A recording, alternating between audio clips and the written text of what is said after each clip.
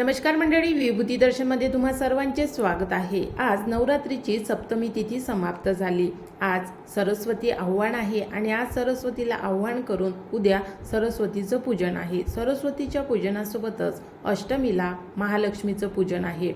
प्रत्येक महिन्यामध्ये येणारा अष्टमीचा दिवस हा अत्यंत महत्त्वाचा असतो, पण अश्विन महिन्याच्या शुक्ल पक्षामध्ये येणारा अष्टमीचा दिवस हा खूप जास्त महत्त्वाचा असतो। कारण अश्विन महिन्यामध्ये नवरात्र येते, शारदीय नवरात्र जे आता सध्या चालू आहे आणि शारदीय नवरात्रामधली अष्टमी तिथी ही खूप महत्त्वाची आहे।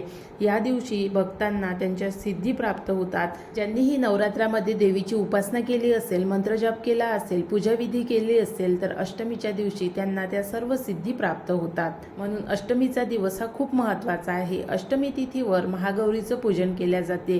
या दिवशीचा रंग गुलाबी रंग आहे। देवीला 8व्या माळेवर गुलाबी रंगाच्या फुलांची माळ अर्पण करावी। 8वी माळ गुरुवारी 10 ऑक्टोबरला आलेली आहे आणि या दिवशी अष्टमी पूजन आहे। देवी महागौरीचं जर स्वरूप बघितलं तर अतिशय देखणं स्वरूप आहे। ती रंगाने अतिशय चंद्रासारखी निखळ अशी गोरी आहे। तिच्या हातामध्ये एका हातात डमरू आहे तर दुसऱ्या हातामध्ये त्रिशूल आहे आणि तिच्या डोक्यावर चंद्रमुकुट आहे। असं महागौरीचं अतिशय सुंदर आणि देखणं रूप आहे। महागौरीला कसं प्रसन्न करायचं आणि महागौरीला प्रसन्न केल्यानंतर भक्तांना कोणत्या सिद्धी प्राप्त होतात आणि आपल्यासारख्या साधारण लोकांना कोणता महागौरीचा प्रसाद मिळतो या संदर्भातली संपूर्ण माहिती आजच्या व्हिडिओमध्ये जाणून घेणार आहोत। तसेच नवरात्रीच्या 8व्या माळेचा मंत्र आणि नैवेद्य कोणता आहे जाणून घेऊया संपूर्ण माहिती। नवरात्रीच्या 8व्या दिवशी दुर्गा देवीच्या 8व्या रूपाचे म्हणजे महागौरीचे पूजन केले जाते।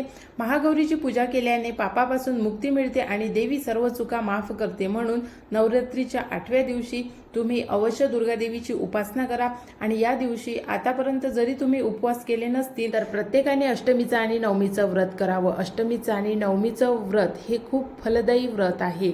जर तुम्ही हे व्रत केलं तर तुम्हाला तुमच्या मुलबाळांना आशीर्वाद मिळतो, तुमच्या घराला आशीर्वाद मिळतो आणि देवी प्रसन्न होऊन आपल्या सर्व इच्छा मनोकामना पूर्ण होते।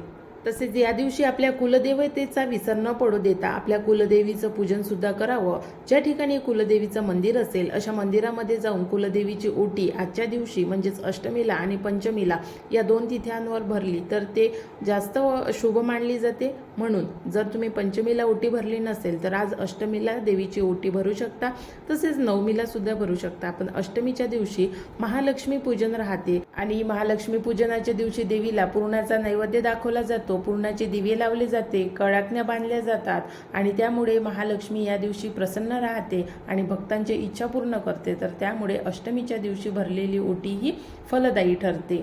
तर अष्टमी तिथीच्या या आदिशक्तीचं 8वं रूप हे महागौरीचं आहे। महागौरीचं रूप हे तिला कसं प्राप्त झालं याच्या 2 पौराणिक कथा आहे। पहिली पौराणिक कथा अशी आहे की महागौरीने तपश्चर्या तर केलीच होती, पण महागौरीच्या स्वरूपाआधी तिचं रूप कालीचं होतं। काली ही ज्यावेळी दैत्यांसोबत युद्धामध्ये लढत होती त्यावेळी तिचं शरीर अति जास्त क्रोधामुळे काळं पडलं होतं आणि त्यामुळे भगवान शंकरजीची पत्नीच असल्या कारणाच्याने भगवान शंकरजी आपल्या पत्नीची माता दुर्गेचं स्वरूप होतं, हे 7वं स्वरूप होतं आणि ते कालीचं स्वरूप होतं। कालीचं स्वरूप काळं झाल्यामुळे भगवान शंकरजी देवीची चेष्टा करत होते, ते देवीला सहन झालं नाही। त्यामुळे माता पार्वती आपलं शरीर जसं होतं तसं प्राप्त करण्यासाठी तपश्चर्येला निघाली। तपश्चर्या खूप वर्ष केल्यानंतर ब्रह्मदेव माता पार्वतीला प्रसन्न झाले आणि ब्रह्मदेवाने माता पार्वतीला वर दिला। हिमालयातील सरोवरामध्ये जाऊन स्नान केल्यामुळे माता पार्वतीची जी कांती आधीची होती ती तिला परत मिळेल। त्यानंतर माता पार्वती हिमालयाच्या त्या सरोवरामध्ये गेली, तिथे स्नान केलं आणि तेव्हापासून माता पार्वतीची जी आधीची काया होती ती तिला परत मिळाली। त्यापेक्षाही सुंदर माता पार्वतीचं हे स्वरूप झालं, जे स्वरूप महागौरीचं स्वरूप होतं। अशी ही महागौरी ही अतिशय सौम्य आणि सुंदर आहे। महागौरी पांढरे कपडे घालून दागिने परिधान करून पांढऱ्या बैलावर स्वार आहे। महागौरीचं स्वरूप हे चतुर्भुज असल्यामुळे महागौरीच्या एका हातामध्ये वरद मुद्रा, दुसऱ्या हातामध्ये त्रिशूल, तिसऱ्या हातामध्ये डमरू आणि चौथ्या हातामध्ये अभय मुद्रा असे देवीचे सुंदर आणि देखणे स्वरूप आहे। देवीच्या या सुंदर रूपाचे वर्णन असे केले आहे। देवी पार्वतीच्या रूपात महागौरीने भगवान शिवाला पती म्हणून प्राप्त करण्यासाठी कठोर तपश्चर्या केली होती आणि एकदा भगवान भोलेनाथाच्या एका शब्दाने पार्वतीचे मन दुखावले जाते आणि देवी तेव्हा कितीतरी वर्षाची तपश्चर्या करते। अशा प्रकारे वर्षानुवर्ष कठोर तपश्चर्या करूनही देवी पार्वती येत नाही, तेव्हा भगवान शिव पार्वतीच्या शोधात निघतात आणि देवीपर्यंत पोहोचतात। तिथे पोहोचल्यावर देवी पार्वतीला पाहून त्यांना आश्चर्य वाटते। देवी पार्वतीचा रंग अतिशय तेजस्वी आणि तसेच चंद्रासारखा पांढरा आणि कुंद फुलासारखा पांढरा शुभ्र झालेला असतो। देवीच्या वस्त्र आणि अलंकारावर प्रसन्न होऊन महादेव देवी उमाला गौरवर्णाचे वरदान देतात आणि त्यामुळे या देवीला महागौरी म्हणतात। म्हणून हे महागौरीचं जर अष्टमीच्या दिवशी व्रत केलं तर आपलं मन आणि शरीर हे दोन्ही शुद्ध होते आणि त्यामुळे देवीचा आशीर्वाद प्राप्त होतो। आणि तसेच अष्टमीच्या दिवशी कन्यापूजनाला सुद्धा खूप जास्त महत्त्व दिले आहे। जर तुम्ही अष्टमीच्या दिवशी कन्यापूजन करत असाल तर त्याचे तुम्हाला खूप जास्त पटीने फळ मिळते। जर तुम्ही कन्यापूजनाचा व्हिडिओ अजूनपर्यंत आपल्या चॅनलवरचा बघितला नसेल तर नक्की जाऊन बघा। त्यामध्ये कन्यापूजनाविषयीची संपूर्ण माहिती दिलेली आहे। तसेच कन्यांची ओटी कोणत्या साहित्याने भरावी याची सुद्धा माहिती व्हिडिओमध्ये दिलेली आहे, त्यामुळे तो व्हिडिओ सुद्धा नक्की बघा। म्हणून नवरात्रामधील दुर्गाष्टमीचं व्रत अवश्य करावं। दुर्गाष्टमीचं व्रत केल्यानंतर दुर्गा देवीच्या 8व्या रूपाची म्हणजे महागौरीची पूजा कशी करायची आहे, पूजनाची विधी नेहमीप्रमाणे जर तुम्ही आधीचे व्हिडिओ बघितले असेल तर त्यामध्ये सांगितली आहे। जर तुम्ही घट बसवला असेल तर पूजनाची विधी सोपी आहे आणि जर तुम्ही घट बसवला नसेल तर मग ज्याप्रमाणे आपण देवीचं पूजन करतो, मूर्ती असेल तर मूर्तीचा पंचामृताने किंवा गंगाजलाने अभिषेक करून घ्यावा आणि देवीची शास्त्रोक्त पद्धतीने पूजनाची मांडणी करून घ्यावी। आणि जर तुम्ही घट बसवला असेल तर याची काहीही गरज नाही, कारण घटामध्ये एकदा आपण देवीची मूर्ती स्थापित केली आहे, घट बसवला आहे, त्यामुळे ते वारंवार आपल्याला उचलता येत नाही। म्हणून जर तुम्ही घट बसवला नसेल तर मग वेगळी पूजा मांडावी आणि देवीच्या 8व्या रूपाचं म्हणजे महागौरीची आराधना करावी। तसेच तुमच्या घरामध्ये जर कोणत्याही देवीचा फोटो असेल, मूर्ती असेल तर त्या फोटोचं मूर्तीचं पूजन तुम्ही या पूजनामध्ये करावं। तसेच आपल्या कुलदेवीचं पूजन सुद्धा अष्टमीच्या दिवशी करणे अत्यंत महत्त्वाचं आहे, म्हणून कुलदेवीचं सुद्धा पूजन नक्की करावं। पूजनामध्ये सर्वात महत्त्वाचं म्हणजे या दिवशी आपल्याला देवीची ओटी भरायची असते, म्हणून जर तुम्ही देवीची ओटी भरली नसेल तर आजच्या दिवशी म्हणजे अष्टमीच्या दिवशी देवीची ओटी नक्की भरा आणि आपल्या कुलदेवीची ओटी सुद्धा अष्टमीच्या दिवशी नक्की भरावी।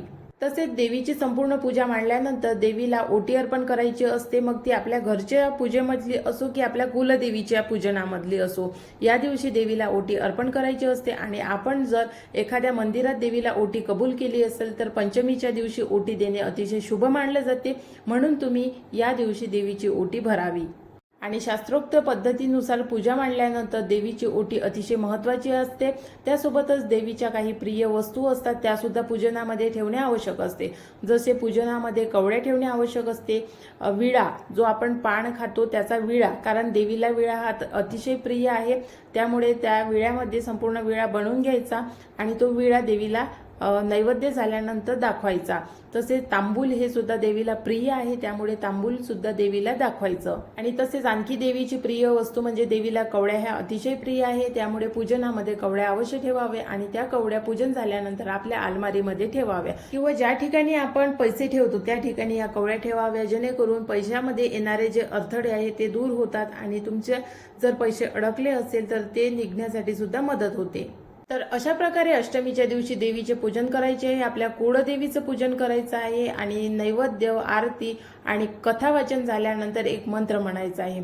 तर देवीला अष्टमीला नैवेद्य कोणता असतो? देवीला पूर्णावरणाचा नैवेद्य अष्टमीला शक्यतोवर केल्या जाते। बऱ्याच ठिकाणी वेगवेगळे नैवेद्य दाखवतात। देवीला कडाकण्याचा नैवेद्य किंवा फुलोरा सुद्धा असते आणि तो अष्टमीला बांधला जातो किंवा नवमीला बांधला जातो। आपापल्या परंपरेनुसार त्या विधी वेगवेगळ्या आहेत। आणि तसेच या दिवशी देवीला लिंबाचा हार सुद्धा चढवला जातो। देवीला लिंबाचा हार रोजच चढवला जातो, पण जे भक्त रोज चढवू शकत नाही त्यांनी अष्टमीच्या दिवशी लिंबाचा हार देवीला अवश्य चढवावा।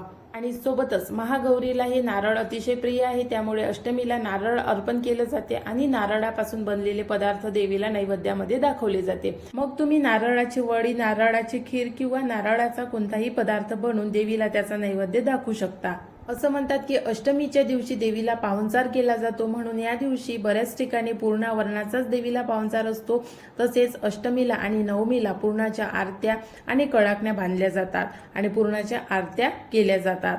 याचा सुद्धा व्हिडिओ मी आपल्या चॅनलवरती टाकलेला आहे. जर तो व्हिडिओ तुम्ही बघितला नसेल तर या व्हिडिओ नंतर तो व्हिडिओ सुद्धा नक्की बघा. तर अशा प्रकारे ही आहे नवरात्रीची 8वी माळ, 8वा दिवस, 8वा मंत्र तुम्हाला मी पुढे व्हिडिओमध्ये सांगणारच आहे.